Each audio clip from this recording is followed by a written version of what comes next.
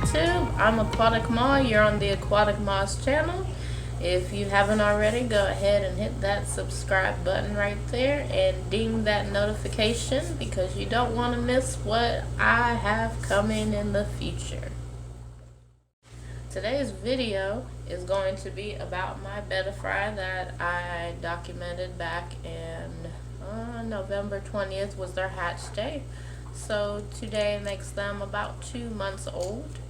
They are a bit of a difficult spawn for me. This isn't my first time breeding. This is probably my 9th or 10th time, somewhere around there. And I have about 9 of them left.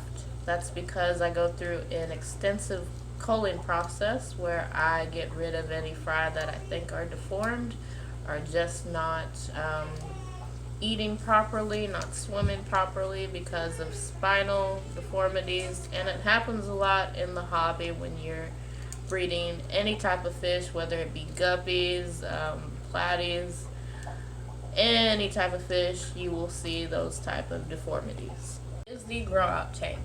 It is a very simple setup. It just has a heater, a sponge filter, floating plants, and also planted plants. It is a dirted tank. It used to belong to my female betta named Solo, who is actually, no, she's not the mother of these fry, but she is one of my female bettas that I do have. I still have her. She's in a 1.5 gallon jar right now up on the rack.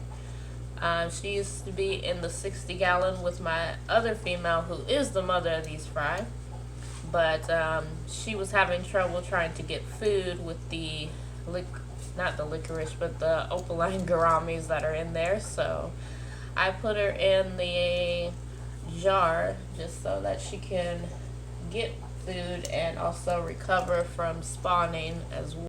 Now, as far as raising the fry, I like to feed them about 3 times a day. I give them baby brine shrimp. Sometimes I give them some mosquito larvae. Even though it is the winter time, I still have plenty of mosquito larvae around here in Florida. And their growth rate is very slow, I would say, for most of the fry that I have. I have many different size fry. I have fry that are a lot tinier and they appear to not get food as much as the other fry. As far as the tank mates in the tank go, I got these neon green tetras. Originally I was going to put them in the 60, but they got eaten, unfortunately, by the opaline gouramis. And I put them in here, and one of them didn't make it, so now I only have one. And he eats a lot of food very fast, very often, so he's probably going to be an issue in this tank. But the betta fry is still thriving, even though they have a new tank mate that likes to eat their food. Honestly, I like to keep betta fry with just snails because snails, number one, do not bother the fry at all, and the bettas do not bother the snails. So it's kind of that one roommate that works day shift and then the other roommate works night shift type of situation, so they don't bother each other. As far as tank maintenance goes, this tank gets cleaned every other day, about 70%. I drop the water line to about 3 fingers down, and surprisingly the tetra that is left in there actually doesn't seem to mind it. Usually they don't like a lot of water changes.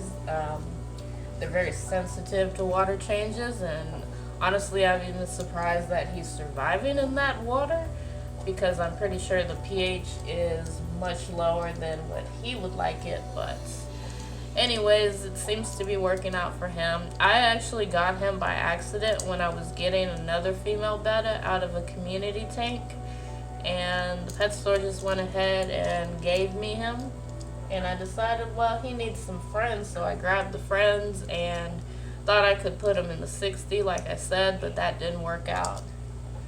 But anyway, that's about all the maintenance that I do in that tank other than water changes and constantly feeding. I don't add any extra chemicals or anything like that.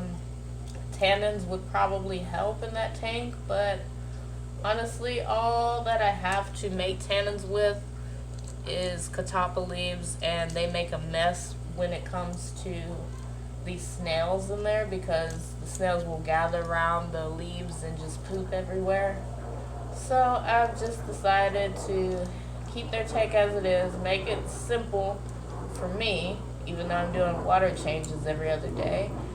And yeah, I don't even fertilize the plants. Like I said, that's a dirted tank, so I don't feel the need to actually do much else.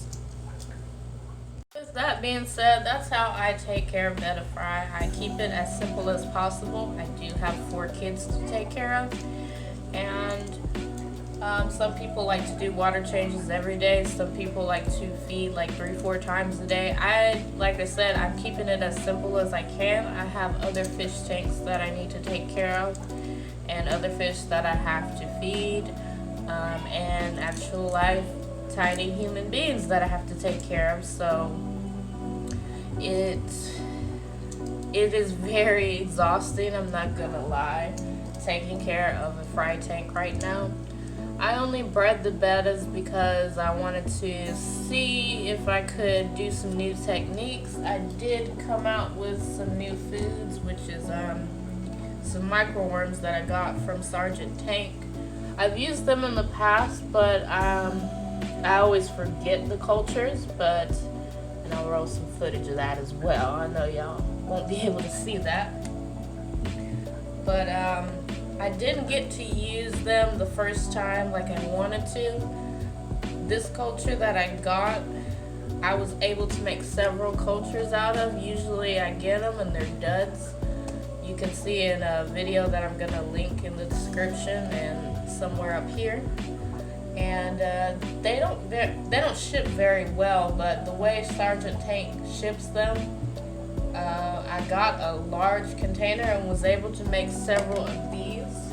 I have a couple more that I keep under the fry tank, and I don't feed microworms anymore. They're a lot bigger now, so they're eating bigger foods.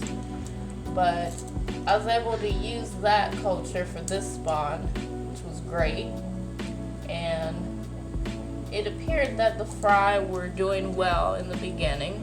I had maybe about closer to 50 to 70, I want to say, different fry in the beginning, and towards the end when they were free swimming, I noticed there were probably 20 or 30 in the tub. And then when I transferred them to the grow out tank, I transferred them from a 5.5 into the grow out tank, and I noticed I had much less fry. What's up?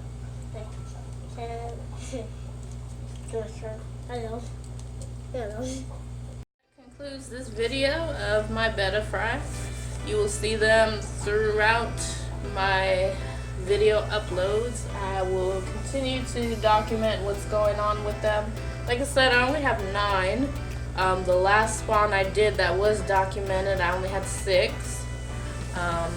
I feel like I'm getting to that point where I know what to do and I know how to become more successful. I don't feel like having a whole bunch of fry, whether they have deformities or not, is a successful breeder. I feel like as long as you have a good amount of fry that are nice and healthy, that's what I see as successful. And I feel like this spawn right here, even though I'm having that weird growth difference in the fry, I feel like I did become somewhat successful versus back when I last documented my last spawn. So I feel like I'm getting somewhere with this. Again, if you have any questions, any comments you want to add, just drop them down in the comment section. I read every single comment you guys put down, whether I'm responding that same day or not. You know, busy life, wife, kids, all that good stuff, part-time worker. And I'll see you guys on the next one.